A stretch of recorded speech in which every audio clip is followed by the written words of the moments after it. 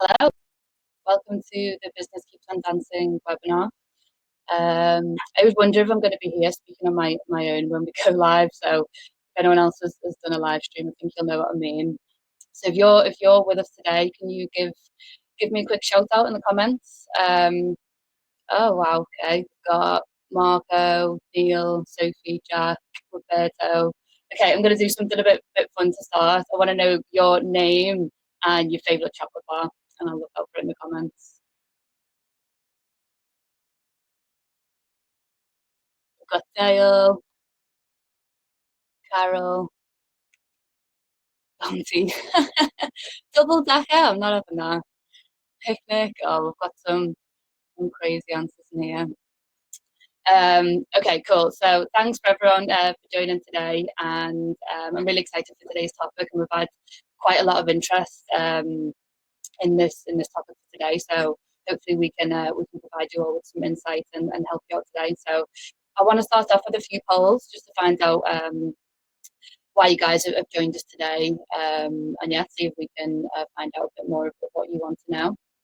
Sounded the sound just got a bit of an echo.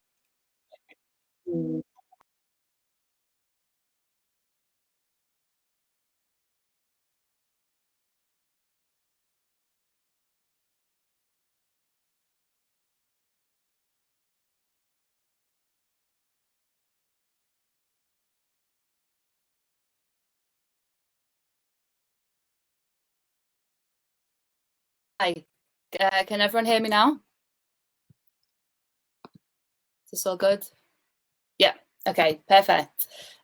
So yeah, I wanted to start off with a few polls just to see what you guys are thinking. So we've actually got our very own Carol Vorderman in the background today, but his name is Fred, and instead of vowels and consonants, he's going to be bringing the polls. So first off, I want to find out what streaming platforms everyone is either using at the moment or what you've used previously. So we should have a poll in our chat room now. We've got Facebook Live, Instagram Live, we've got Twitch, YouTube, or maybe another platform. So we've got, wow, I've got loads of votes coming in already. I think Facebook is looking like the clear winner so far. Twitch and Instagram are catching up. Yeah, okay, interesting. And next, I'd like to find out if anyone's used Twitch before, or are they thinking of using it? Have we got any Twitch wizards in here today who have completed Twitch? Okay, we've got quite a lot thinking about it. Some people haven't used it before. About a fifth of you have used it or are using it at the moment. So I think either way, if you've used it before, if you're currently on it, if you've not even thought about it, I think we'll be able to help today, for sure. And then final question is, what does everyone want to find out today? I'm really grateful that everyone's taken an hour of your days to join in. So what do you want to know? Is it how to make your live stream stand out? Do you want to know like the nitty gritty details of each of the platforms? So we've got how artists and events can use Twitch. I imagine a lot of people tuning in today are from the event and entertainment industry, and that's what we're going to try and find out a lot more about today. With Twitch being so big in the e-gaming world, how can we apply that to music and festivals and events? I've got some people wanting to know how to make my stream engaging, which is a big thing I'd like to focus on. I think that's so important if you're ever thinking of running a live stream. And then we've got some votes around the best setup and equipment to use, because I guess your idea is only as good as you execute it and the way you set it up. So yeah, that's really interesting. I think we can definitely help out with that today. So just want to give you a bit more background into today's topic. So live streaming, I think it must be in the top 10 words, phrases that has been said so much in the past weeks, up there with banana bread and everything else that people are doing, pub quizzes, Zoom. I think it's the word that is on everyone's lips, but it's for a right reason, because that is where a lot of our audiences are right now. So right now we're living in the time of the virtual revolution. So often a lot of events and festivals that can't take place now are having to go online in some way or another. to keep their audiences engaged. So that's great, but with new trends comes more competition, because everyone's kind of competing for the same space right now. And I'm sure there's probably thousands, maybe even millions of live streams that are happening right now as we're speaking. So that actually means it's quite easy to get lost in all of the noise with what you're doing with your live stream. So I think the big question to ask is, how can you make sure yours isn't just another live stream, and how can you make sure that your stream really stands out? And just, I think there's a few points that I personally think people should consider when thinking about live streams. And I think the first point comes around relevance. So thinking about how people are feeling right now, what their emotions are. Everyone's at home, going through different things, but you want to think about what your audience wants to see in the here and now. Do people want to sit at home watching an old DJ set of times when we could go out and party and hug and dance? Maybe not. Maybe they want to see something around how they're feeling right now, how you can entertain them in their living room, whatever's relevant for what they're feeling right now, I think is a big part of it. And you want to be thinking, are you forward thinking? Are you looking into the future with your stream, or are you looking into the past? And I think there's quite a fine balance between doing that. I think the second thing is the idea around active and passive consumption. So I think I might have even mentioned this on our second webinar, but there was a really interesting report from CrowdTangle, and it really highlighted an important shift in the way that people are consuming content. So with passive consumption, that's very much the idea that people just endlessly scroll social media. You know, they might be watching your video, but they're not actually watching it, and it's quite easy for them to just scroll off onto the next thing. And you've probably put, loads of effort into your content or your live stream, and then people kind of flick on it for a few seconds and go off, and it almost seems like wasted effort. And then you've got active consumption, and this is where you're really trying to invite your audience to participate in your stream in some way. And if you think about it, you can't keep scrolling past if you're actually taking part in something. So it seems like a no-brainer to really think about that with your live streams. And I think what happens is that the world became online suddenly. We all adapted in some way. We started posting out reactive content to really relate to what this new landscape is, and it was all right. People kind of got a bit of engagement off it, and they kind of kept up their content and their engagement. But people are already bored of that, and they actually want to use social media to be challenged, to learn new skills, to participate in some way. Otherwise you're just sitting at home in silence, still bored. So what can you do to actually bring that entertainment? Can you gamify your stream? Can you make a competition? I think your role, if you're thinking about creating a live stream, is to make that active consumption happen in some way. And then I think the third thing to think about is anticipation. So I think your stream is only as good as the build up to it. If no one knows about it, who's going to tune in? And as I've mentioned previously, it's all about moments and how you can engineer them. And it's something that we do. Well, it's our mission at Mustard Media to do that. So simply just click and go live feels a bit half-baked. It's maybe you're not getting the most out of the opportunity that you've probably spent so long to plan and think about. But if you build anticipation for your event with loads of hype, countdowns, diary reminders, maybe even a waiting list, who knows what that could be. But if you really build up to it in a good way and tease it and build momentum, I think you can get the most out of your live stream when you do actually go live.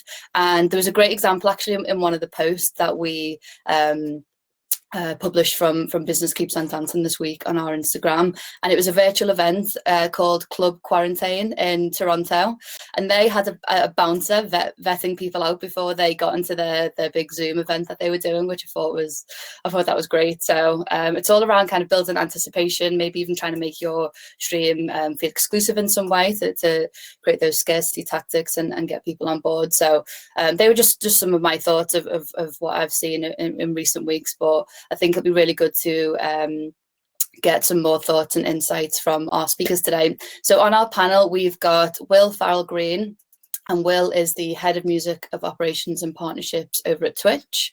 And we've also got Andrew Boon, who is the Head of Label Marketing for Above and Beyond's imprints, ANJUNABEATS and ANJUNADEEP as well. So we're going to start off with Will to begin with. So thanks for joining us today, Will. I know at the moment you're overseeing all of the music programming and the creator acquisition over at Twitch. So imagine you're pretty busy at the moment. So thanks for joining us. How's everything going on your side? Thanks for having me. It's been unprecedented in terms of demand for live streaming at the moment, and I think we're really seeing a transition of behaviour right across the board, right throughout the music industry.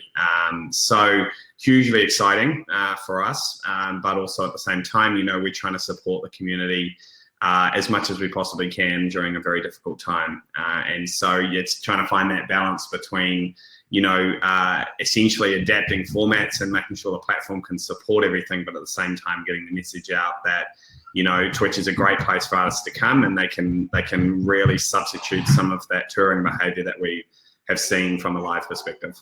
Yeah, great. So I just wanted to touch firstly on the Stream Aid event that you ran through Twitch recently. It looked incredible. The lineup was insane, and you really brought together the worlds of gaming and music and sports to benefit the COVID-19 solidarity response for the fund for the World Health Organization. So I've got loads of questions around that. But how did that all come together, and how did you program that? Because it was on such a large scale through Twitch. What really made that a success?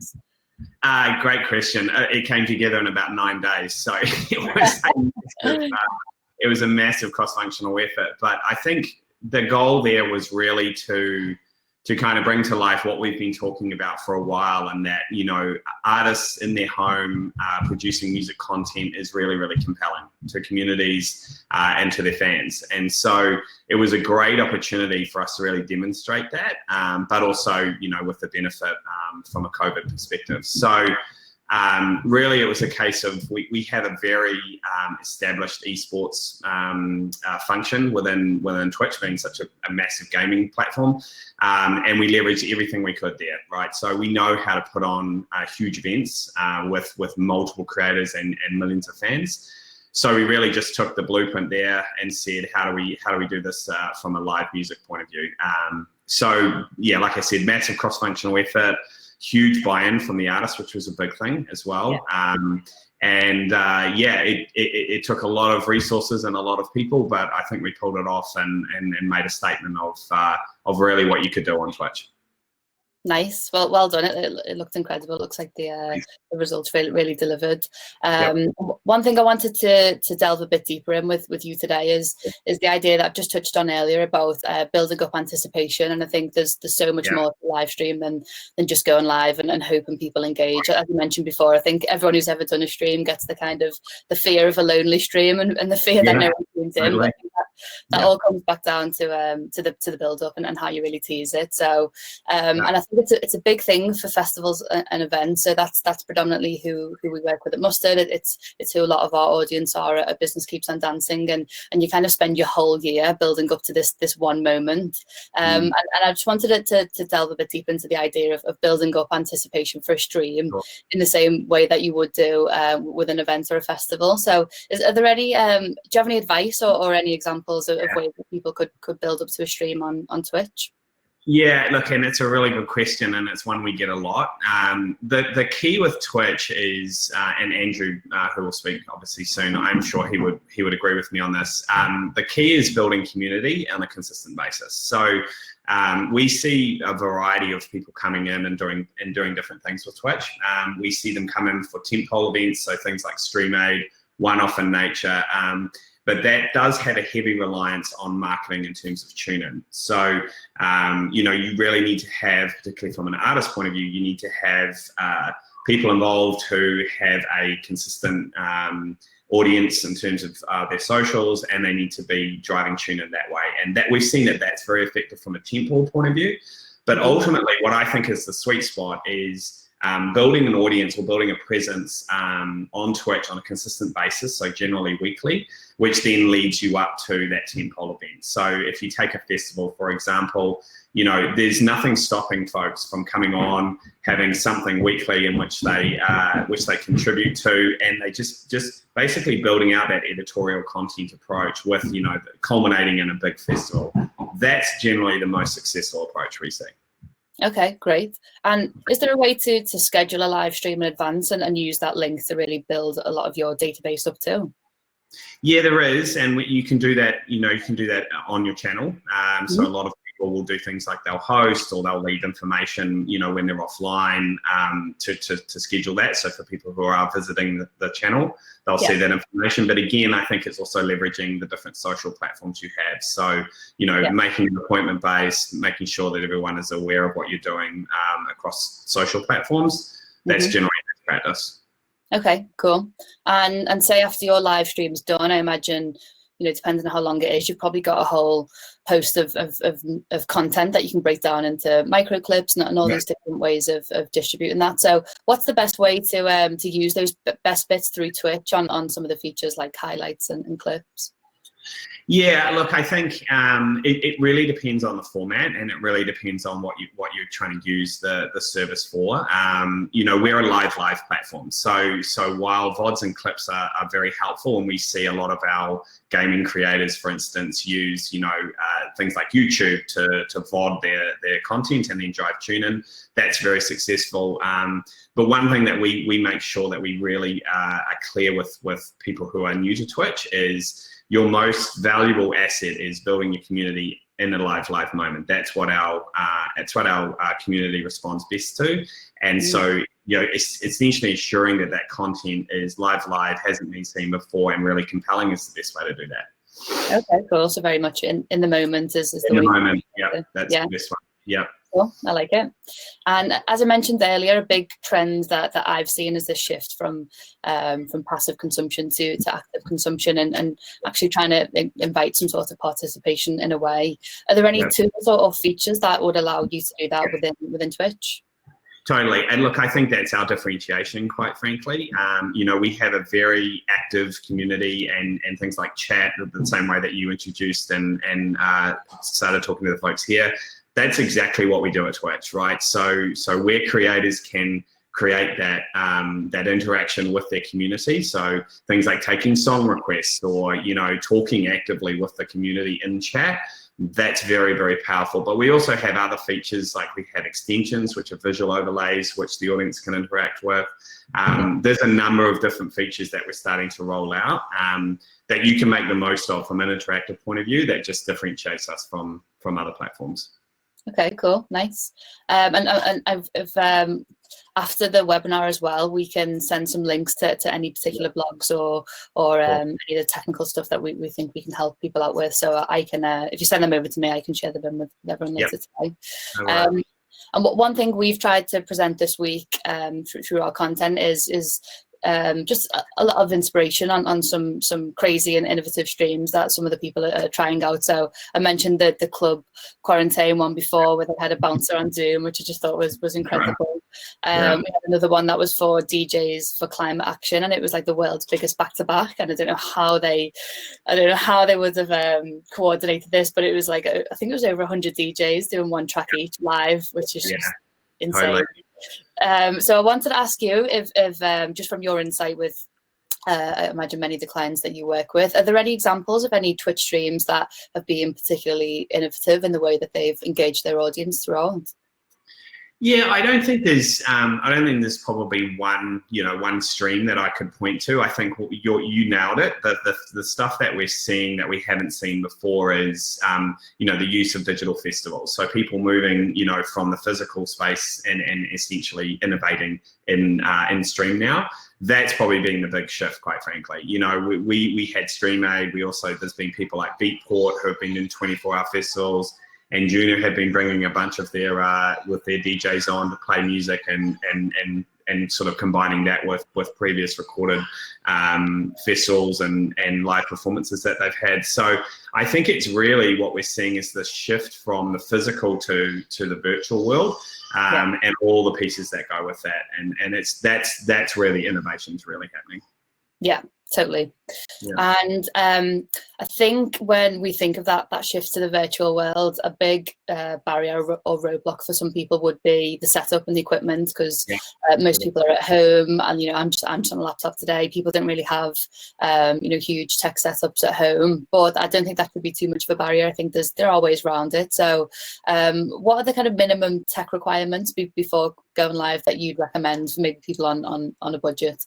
Great question. And this has been a challenge for us, is to, the gaming creator is so different to the music creator or the entity.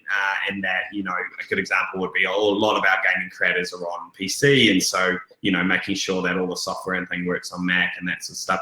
The most important thing is, but that said, the most important thing is you don't need a really, detailed kind of curated, heavy setup. You can go live, on your phone. That's just no issues at all. And the community loves that. So the barriers around entry are actually a lot lower than people think.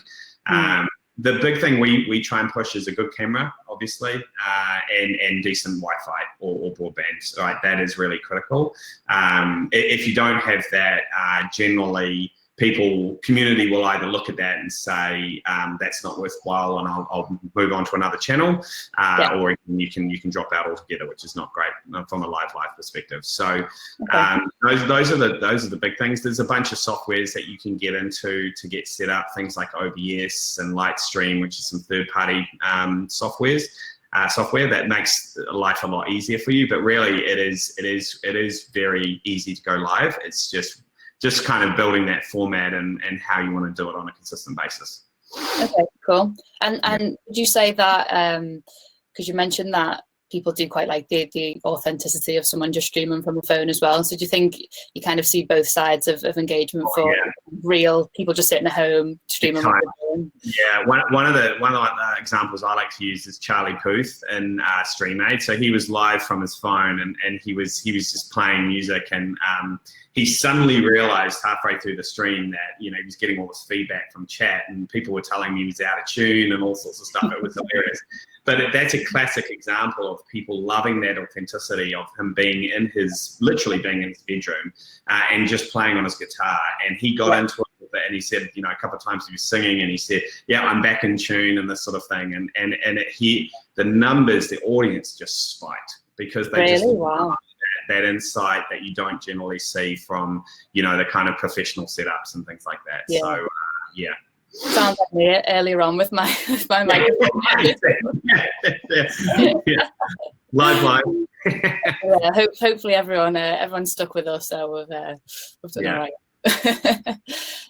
So I wanted to ask you a few questions around subscriptions, because I know that is a way on Twitch for viewers to support their favorite channel. So could you tell us a bit more about that, how that works? And I think what I'm trying to dig a bit deeper into is have many channels in the music industry been able to monetize their streams in any way?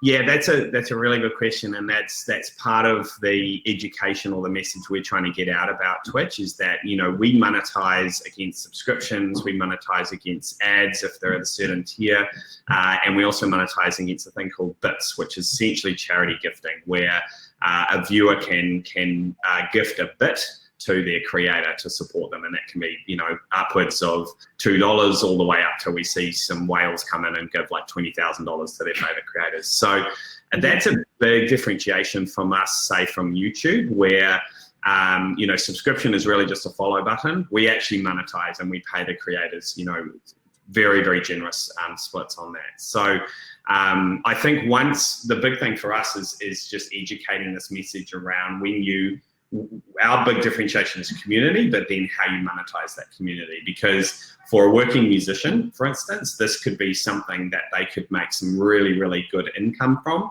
while they're trying to put together live, a tour or a live recorded career. So, good question, but it's certainly something that I think we differentiate on. Okay, great. And are there any minimum requirements before you can start to monetize? That you have to build up? Yep.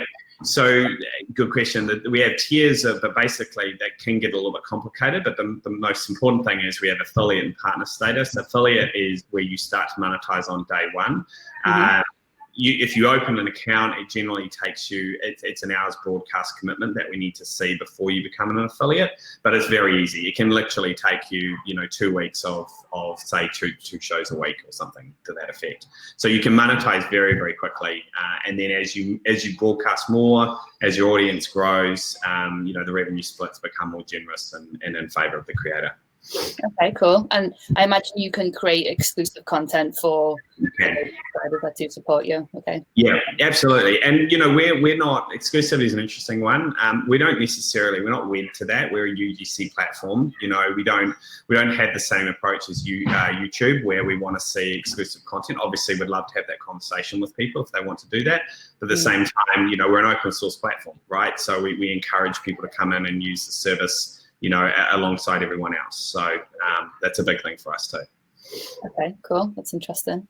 And I think a lot of people who are tuning in today are from the entertainment industry, and their events haven't been able to happen. So they are looking to pivot into this world of streaming and trying to use their resources to entertain people at home. So I think a big part of that is building up a new audience, because I imagine some festivals and events might have existing audiences on different platforms, but a move to Twitch would mean you'd have to throw more effort into building a new audience. So what's the best ways to build up an audience on Twitch?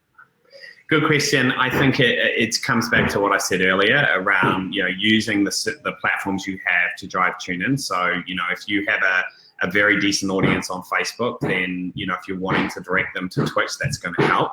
But I also think basically being live on a consistent basis, and tapping into an existing audience. We have millions of viewers on the service every day. They're sitting waiting for new types of content. We know that with gaming content being predominant sort of split for us at the moment, but music's the next most important thing to them. So while it's taking audience from one platform and converting them over, it's also tapping into an existing audience we already have, right? I think that's a bit of a forgotten point, is that there is a very good way to convert audience in the gaming world right across and into music, and we've seen it done really successfully.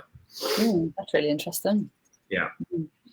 And for anyone who's watching today who is thinking of streaming on Twitch, what would be your top 3 most important tips or best practices to think about before they start streaming? Start streaming. I would have a program schedule. So how often, on a consistent basis, how often are you going to go live?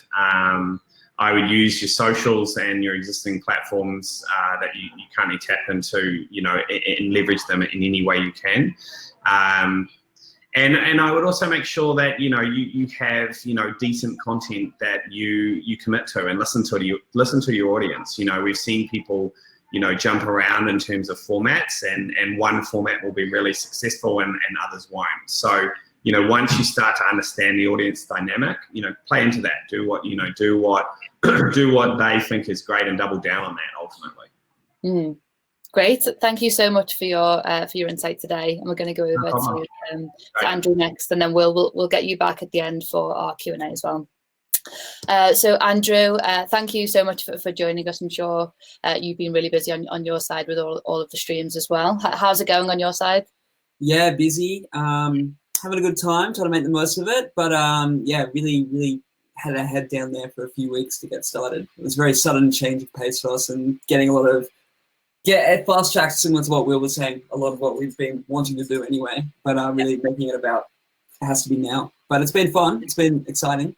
Yeah, cool. So you're the head of label marketing for ANJUNABEATS and ANJUNADEEP. And it's really interesting to see all the activity you've been doing on Twitch. And was Twitch a new platform that you've recently launched on off the back of all the big changes that have happened recently? It actually wasn't. We've been working with Twitch quite closely since about May of last year. So we were doing about 12 months, I guess. Originally, the focus was kind of just a way to broadcast some of our big events. We've always done like a couple of 2 or 3 big live streams every year of our big kind of flagship events. But Twitch was sitting there. We had a few people that had reached out to us who were fans that were working the partnerships team at Twitch. And I guess we kind of just sort of realized that we've been building audiences on YouTube, Facebook, Twitter, Instagram for quite some time.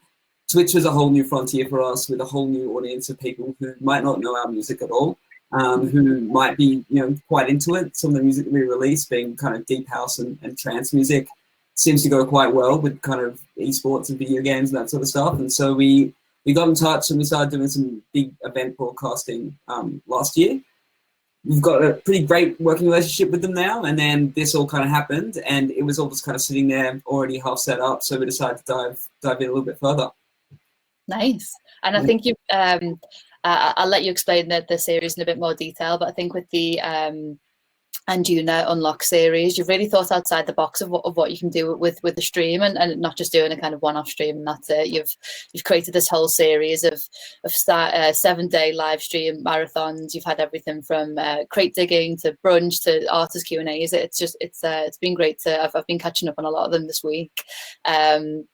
And I think a lot of the people tuning in today might be at the inception stage of the idea of what they should come up with. So I wanted to ask you a few more questions around how you landed on the idea for Anjuna Unlocked, and how did you make sure that your streams were different in some way?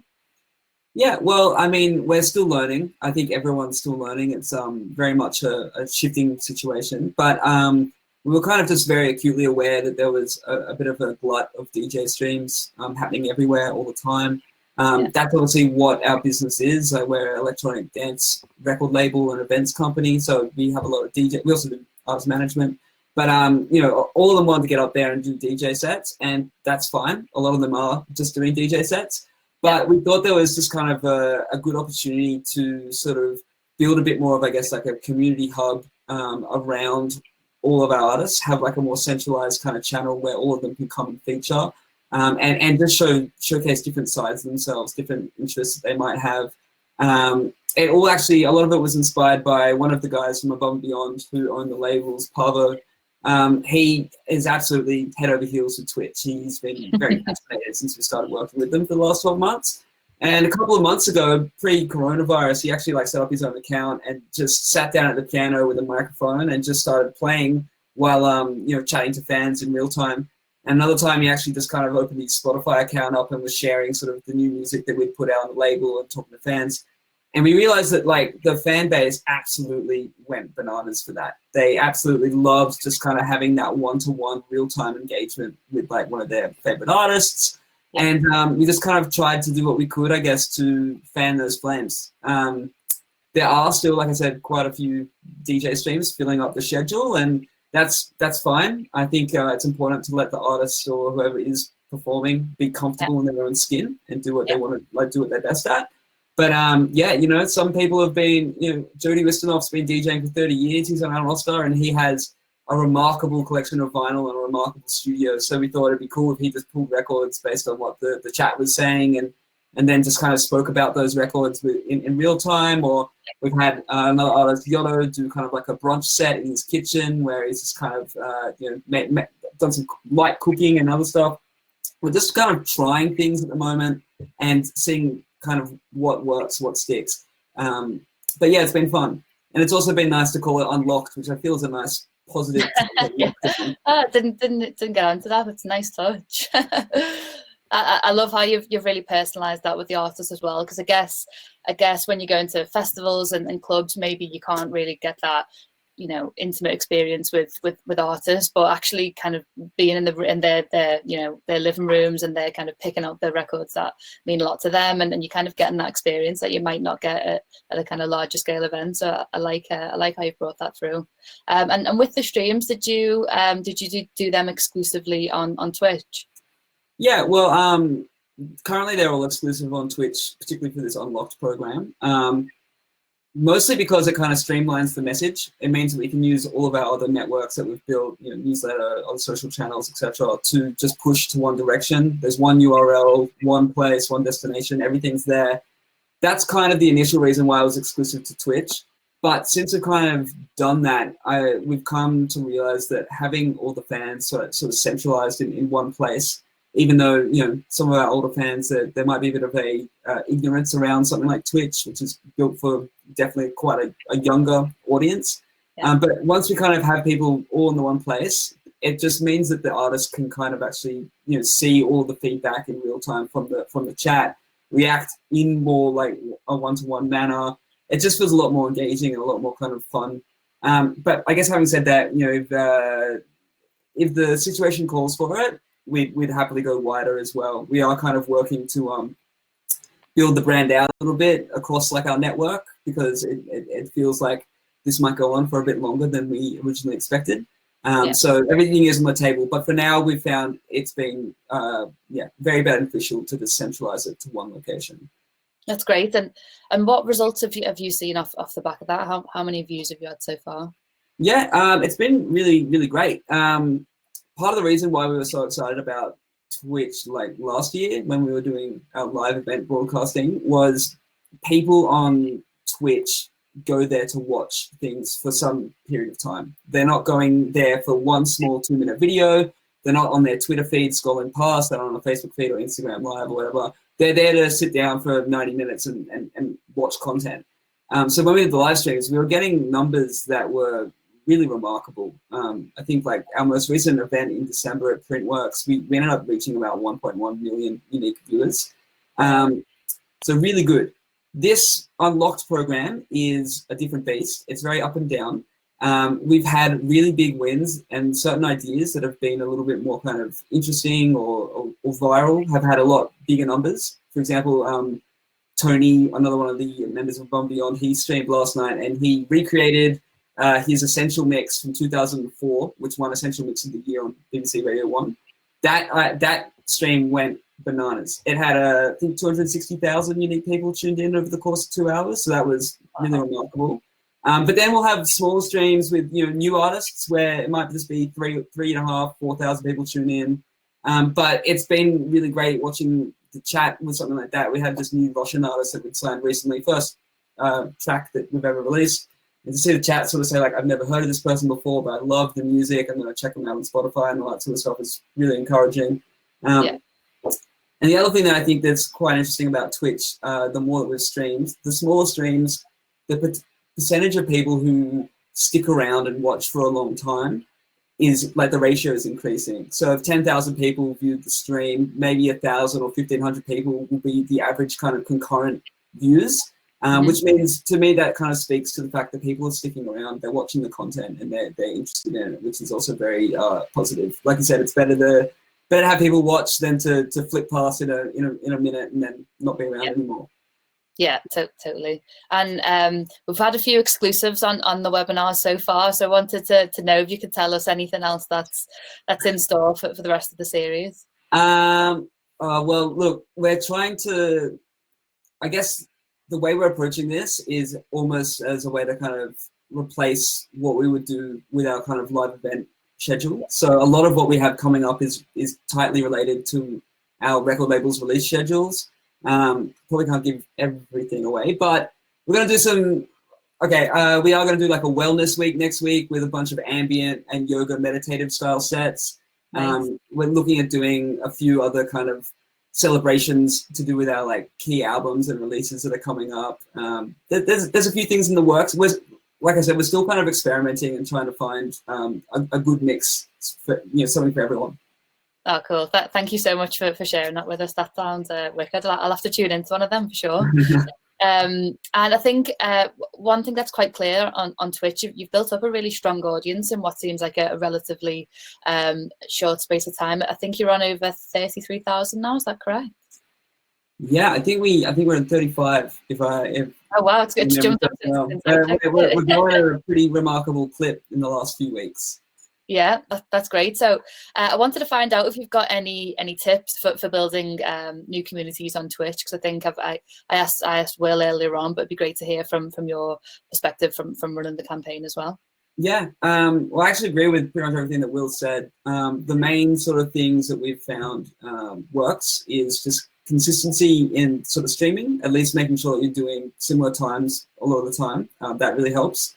It also really helps to kind of set, I guess, kind of try different ideas. Make sure that like you don't settle on the first one. If the first one doesn't work, we've tried a few different things to make sure, and just taking feedback from the audience in real time has been really like helpful. Some people come on, they absolutely love it. Some people give you other like ideas. That's been a big part. And then just like pre-promotion of streams using all the other channels has just been a massive part of what we do to try and get numbers on those streams. We try to eventize things as much as possible. So if it's a radio show or something like that featuring an artist, we'll make sure that we post that the artist will be active in the chat room or be around. We actually encourage our artists who aren't streaming, well, they don't really have much else going on, to maybe hang out on the channel and engage with fans while, you know, if they're a close friend of another artist and we're across that relationship, we'll encourage them to kind of support and be there.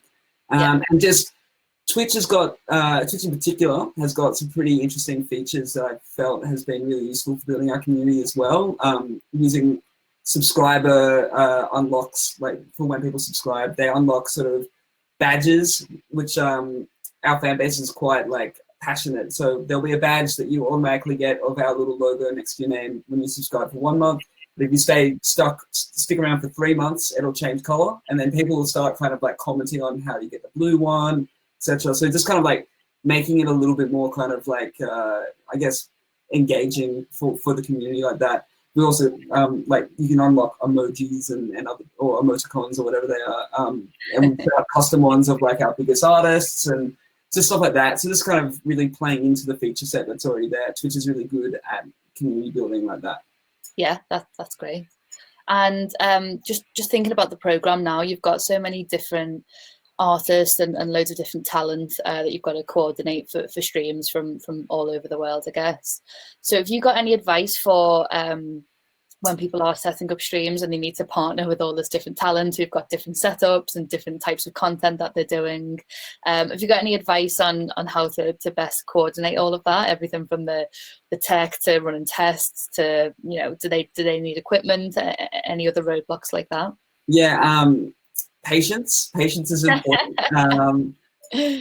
Testing is absolutely the #1 thing that we've found.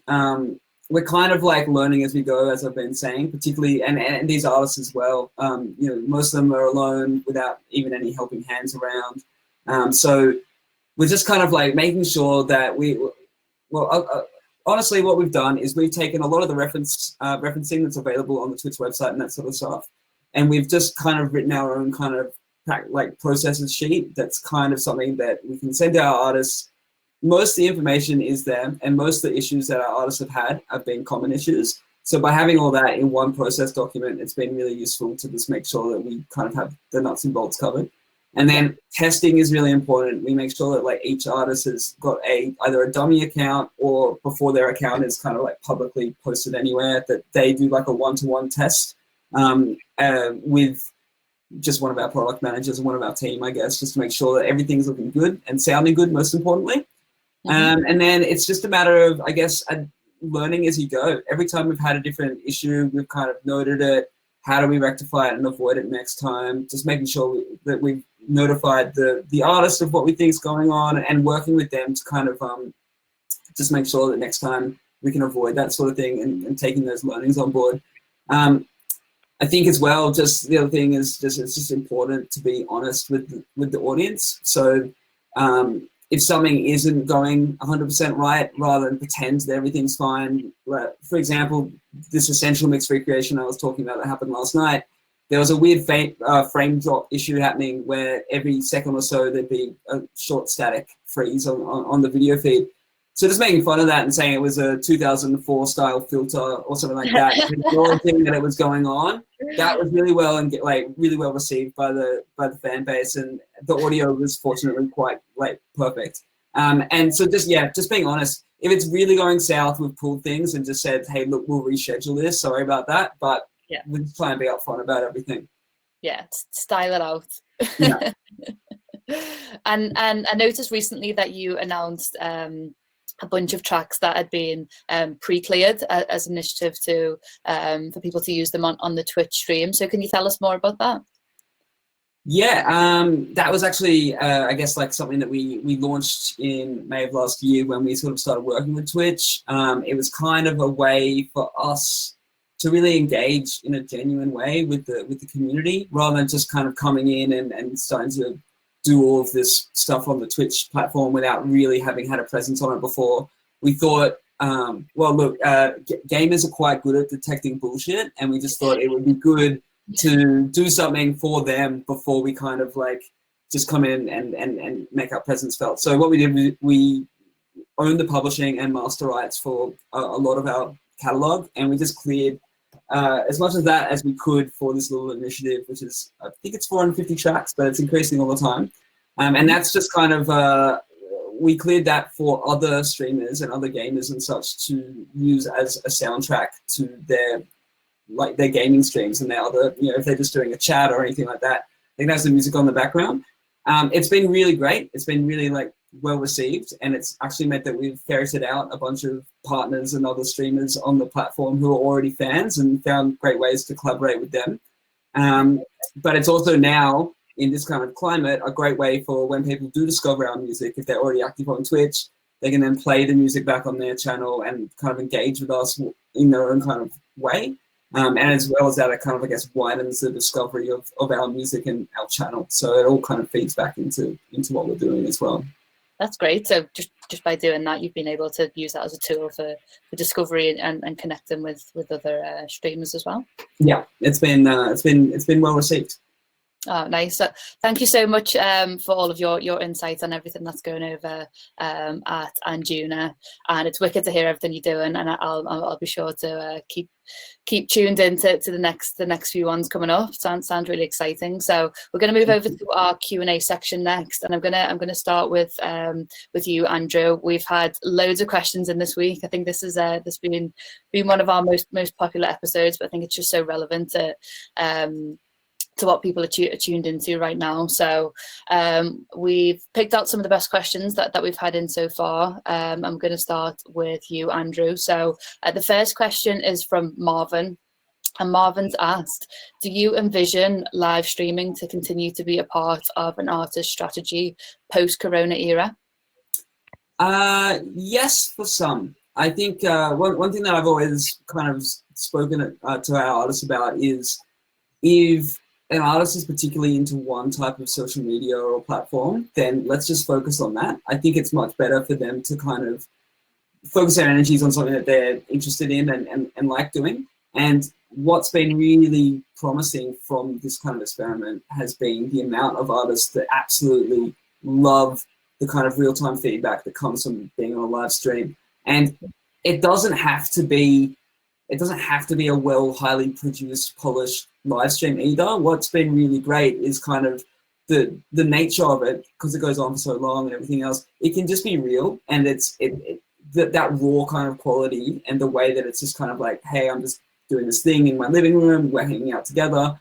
That it's almost less effort than kind of doing a real kind of like social media post on Instagram or something where you're worried about how everything looks or all that sort of stuff. So yeah, I do think that going forward, particularly for the artists that really have been enjoying this, it'll be a big part of what we try to keep going. Yep. Cool.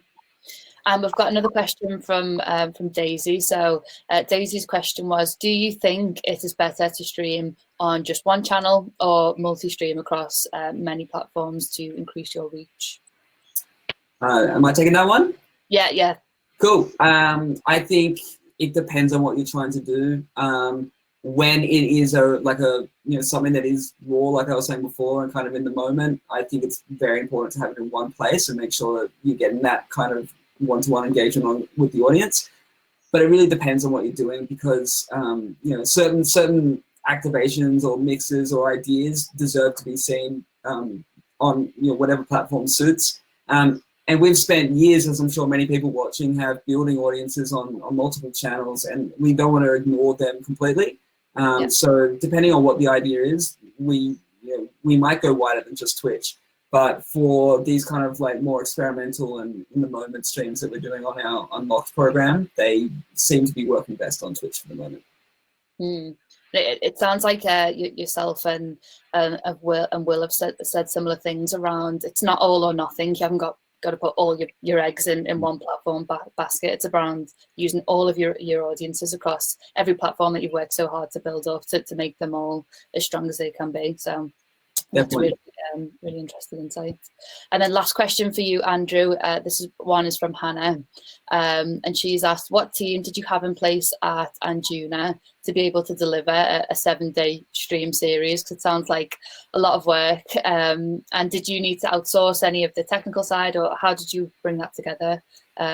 Yeah, we have a pretty streamlined team. There's not that many of us that have been involved, but it has been a group effort of 3 or 4 key people in particular at the label. Fortunately / unfortunately, when all of our events around the world got cancelled over the last few months, it has meant that we've had a few extra helping hands around and we've been able to kind of get involved.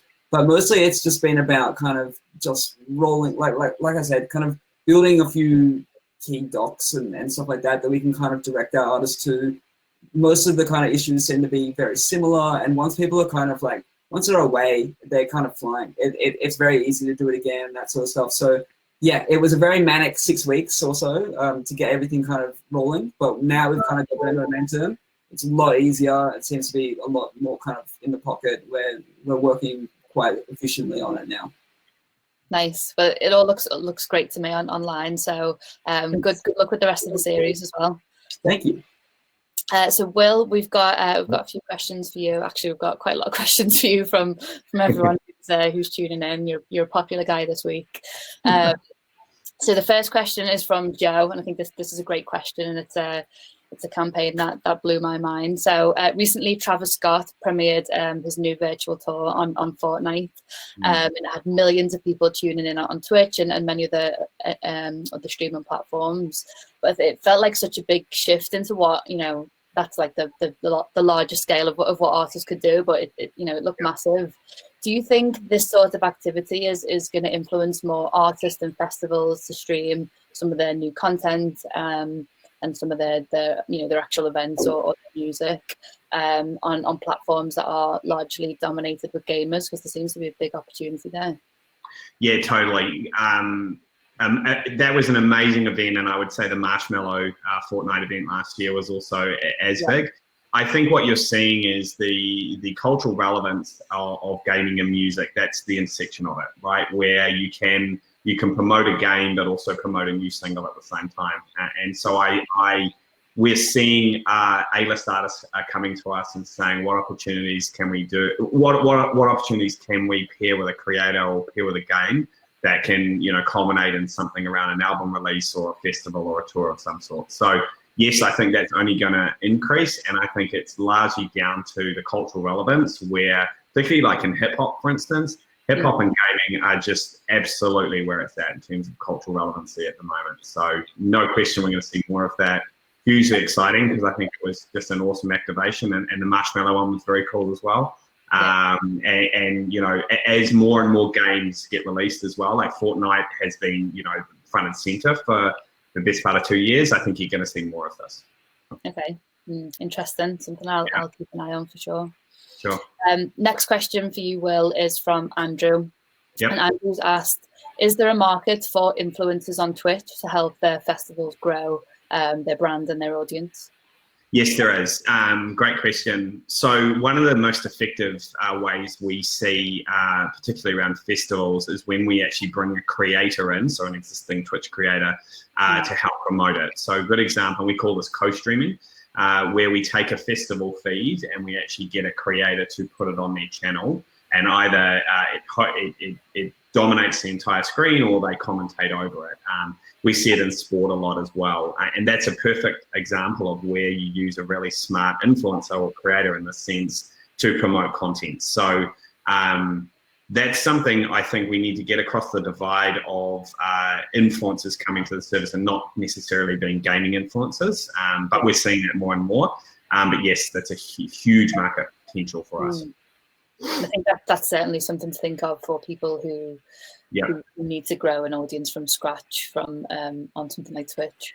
Totally. And the other thing I'd add to that is there was a question in here earlier around what makes a successful creator in that sense. And one thing that's really important that we are learning from the gaming side of this, which is really successful in music in terms of creators, is our gaming creators aren't necessarily the best gamers. They're the ones with the most personality and the best connection with their audience. So like a good example would be, in the Fortnite World Cup last year, we had, some of our top streamers weren't even in the top 250 players. So you don't necessarily need to come on Twitch and be this incredible, gamer or Fortnite player. It's more around how do you build that audience and how do you just consistently communicate with them that it makes them so successful. We've got our next question from Caesar. So Caesar's asked, can I use Twitch if I am multi-channel live streaming? And are there any rules or practices that I need to follow with multi-channel live streaming? Yeah, so is that a cross-platform or actually on service? I think cross-platform. Okay. Yeah, no, I mean, it does depend on your tier. So if you're a partner, for instance, on Twitch, you are generally exclusive to Twitch, but that's, a decision that a creator will make that Andrew was touching on before, is that they want to narrow in and focus on one platform. If you're not a partner, if you're really less consistent in terms of how often you're streaming, yes, you absolutely can simulcast. Okay, great. Next question is from Ricardo. So Ricardo's asked, would there be a way to gather data from my viewers so that I can retarget them with paid media campaigns or even just to create an audience pool that I know I can kind of keep updated with upcoming streams and different things? I don't want to get into the data sharing components of it. That's a rabbit hole that's beyond my level of expertise. We have dashboard data which is very granular and offers a lot of insight into your channel and who your audience is. As far as actually sharing data, I don't think so. I think that gets into the realm of taking people's private information and retargeting it, which is probably not advised. Okay. And just for people who are looking to do any paid campaigns, is that an option within the platform at all? Paid campaigns, like paid marketing, paid advertising campaigns. Yeah, I mean, we have a very accomplished ad sales team who can help build campaigns that target right across demographics. But yeah, it's more at that insight level as opposed to down to individuals. That's against a lot of kind of legal and terms of service requirements that we have. Yeah. Yeah, of course. Next question is from Fred, and I think it is something we've touched on throughout the chat today. But it's the idea that I've got a really large audience on Facebook and YouTube, which I can already broadcast to. So what would be the benefits of also using Twitch as well? Look, I think it comes back to sort of what you're trying to do with the service and kind of what your goals are. I mean, we've talked a lot today about the points of differentiation across monetization and community. So really, we tend to point that question back to kind of what the brand or what the creator in this instance is trying to do. And there's a lot of, like, I would also encourage folks to actually spend some time on Twitch and really understand the world and what different entities are doing. Go to a bunch of different channels and figure out kind of what your content strategy could look like and what format you're trying to build, because that kind of is the best place to start, and then the rest of it flows from there. Yeah, I guess you can't learn to ride a bike without riding the bike, can you? Absolutely, yeah, totally. And see what's working. Cool. Yep. And last question is for Ryan, but I think we've kind of covered that with the feedback on the paid advertisers. But Ryan's question was, what are the options for paid advertisers, and are there any tools or targeting techniques? But what I was going to suggest is that we've got our community group that we post in later. So Will, if you've got any links from your paid team, we can share them in the group later. Yep, happy to do that. And there was a couple of questions here from individual creators, I think, who are looking for best practice on how to grow audience and how to kind of leverage the various monetization tools. I have a partnerships team that manages a lot of that piece and works directly with creators. So I'll put my email address in there, and people can contact me if they want some support with that. Oh, amazing! Thank you so much for that. No problem. And that's a wrap for us today. So thank you guys for joining. I found it so interesting, and I've certainly learned loads of new things, and hopefully people have who've tuned in today. So yeah, thank you so much, and good luck with the rest of the activity that you've got coming up in the next few weeks. I'm sure you guys are going to be busy. And thanks to everyone who's tuned in today. Thanks to everyone who told me your favorite chocolate bar. Thanks to everyone who filled in the polls and yeah, stayed with us until the end. So as I mentioned before, head over to our Facebook group where we'll share all of the links and anything that we've mentioned today. And I'll be on there and the rest of the team to answer any questions if you've got any further questions. And then tomorrow we've actually got quite a big announcement coming from Mustard Media. We've got a new workshop that we'll be launching. So if you follow us at Mustard Media on Instagram and any of the social channels, we've got something else to announce, which would be exciting. But in the meantime, feel free to get in touch with us on Instagram at Business Keeps on Dancing. Spread the message to your friends, your colleagues, your dog, and anyone that we could help out with Business Keeps on Dancing. We'd love to. So our link to register is businesskeepsondancing.com. And if you've got any other questions, feel free to contact me on LinkedIn as well. But if not, we'll see you here next Thursday again. So thanks everyone, and take care. Bye.